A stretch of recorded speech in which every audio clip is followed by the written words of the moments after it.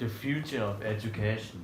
The one that we should be designing for ourselves Yeah, as a well- company, because we're 300,000 group company. What we're looking at is something called the 60-year Right. curriculum, because 60 years. 60-year curriculum, because people are living longer, Right. and people are having multiple types of employment throughout their lifetime. I mean, Right.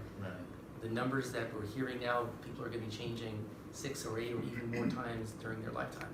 So what we're looking at is we have educational opportunities for students starting in high school, right, during the summer primarily, but we go all the way up through learning and retirement. We have Right. there's another part of our organization that works with those sorts of folks. But what we don't have in between all of this is high-level sort of career counseling and sort of academic counseling, helping people decide, I'm done with this career because due to robotics, my job is ending. Right. I need to figure out what I'm going to be doing now as I move through this next stage. Right. So we're starting to look at exactly what those services might be and make the university really the central focus of somebody's educational experiences during this whole 60-year.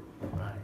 Because my senior Time. chairman has got an idea that, well, you should spend less time in university rather than spend more time on the real practice. But the key thing is, I think the company, CP Group, has been here almost 100 years. We're very large in the agri-based things, right? Starting from seed business, farming to farm to fork type operation, fully integrated.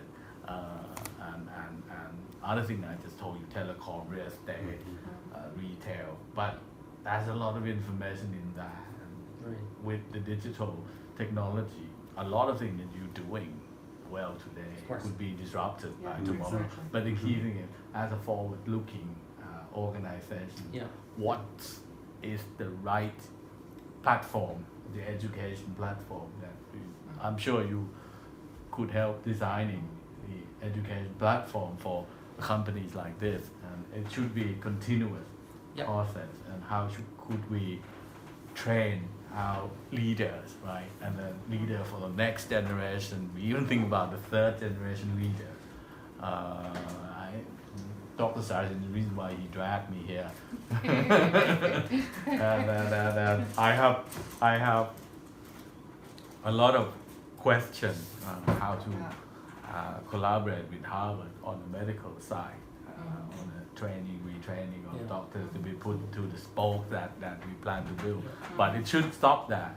It should be a platform that, but that's the reason why I asked about that. Yeah, I mean, there's a lot of things we're doing with other schools at Harvard. So for example, Harvard Business School has something called the HBS Online Core Right. Curriculum. The idea is that if you want to go to business school, there's a set of courses that you really need to understand, Right. accounting and, the basics of finance and all of that. So students who go through that training online can actually take that for academic credit Right. through this organization and earn then credit toward a degree if they want to keep going. We also are about to start a relationship with the Kennedy School of Government. Right. They have something online. And then more generally, MIT and other schools who are part of this edX phenomenon are creating what are called micromasters. And a micromasters basically means you go through their online set of courses. Yes. They have a way of certifying that it was really you and not your cousin who was, taking the course.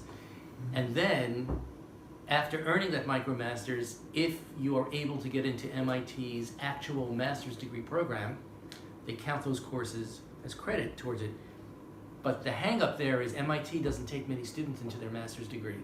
So they may have 1,000 people, for example, getting through supply chain management, the MicroMasters, but they're only taking in 20 or 25 students into the actual master's program, and so maybe only a few of the people who did the MicroMasters. So what we're doing is, for those students who are not getting into the MIT program, we're taking them into our management program and giving them credit for what they did online. So we have relationships now with MIT, with the other schools at Harvard, to sort of move this along and help, accredit people who are doing a lot of their work online and to move certified. Yeah.